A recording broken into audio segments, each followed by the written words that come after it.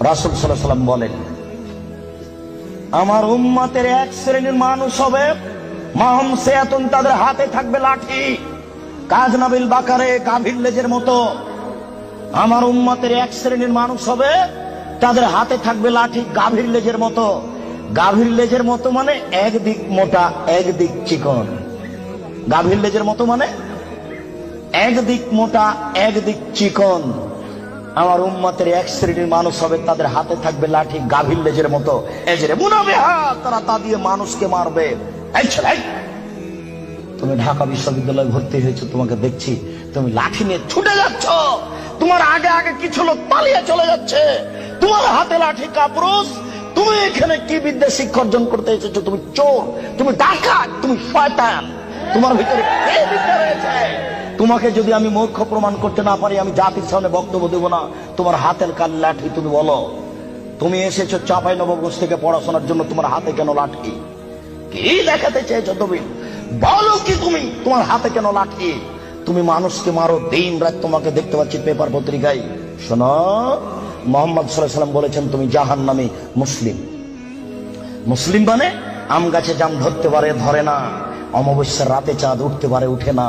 শুঁয়ের ছিদ্র দিয়ে লাঙ্গলের ফাল ঢুকতে পারে, ঢোকে না। শুঁয়ের ছিদ্র দিয়ে লাঙ্গলের ফাল ঢুকে যেতে পারে, আম গাছে জাম ধরে যেতে পারে, অমাবস্যার রাতে চাঁদ উঠে যেতে পারে, এগুলো ঘটে যেতে পারে। যেই কথা বলছি সেই কথাতে সন্দেহ আছে বলে কিয়ামত পর্যন্ত চেষ্টা করলে সরিষা ঢোকানো যাবে না। যা বলছি তাই থাকবে, তার নাম মুসলিম। তোমার হাতে কেন লাঠি? তুমি জাহান্নামী। এই কথা মুহাম্মদ সাল্লাল্লাহু আলাইহি ওয়াসাল্লাম 1450 বছর পূর্বে বলেছেন। তোমার কথা শেষ করলাম, এবার তোমার বোন। দেখো, আমি অনুবাদক। দেখো তো, মনে হচ্ছে যে তোমাকে আর তোমার বোনকে আর তোমার মাকে দেখে দেখে আল্লাহ নবী বলছেন, অথচ আল্লাহ নবী বলছেন যে ওরা জাহান্নামী, ওদের আমি দেখিনি। ওরা জাহান্নামী, ওদের আমি দেখিনি। ওরা জাহান্নামী, ওদের আমি দেখিনি। দুই, নিসাউন, মহিলা, কাসিয়াতুন, কাপড় পরে থাকবে, আর এতুন, উলঙ্গ। দেখো তো তোমার বোনের সাথে মিল খায় কিনা। আমি আবার অনুবাদ করি। নিসাউন, মহিলা, কাসিয়াতুন, কাপড় পরে থাকে, আর এতুন, উলঙ্গ। কাপড় পরে উলঙ্গ হয়, এ কথা মুহাম্মদ সাল্লাল্লাহু আলাইহি ওয়াসাল্লাম বলছেন। তুমি এখন বুঝো সেটা কেমন।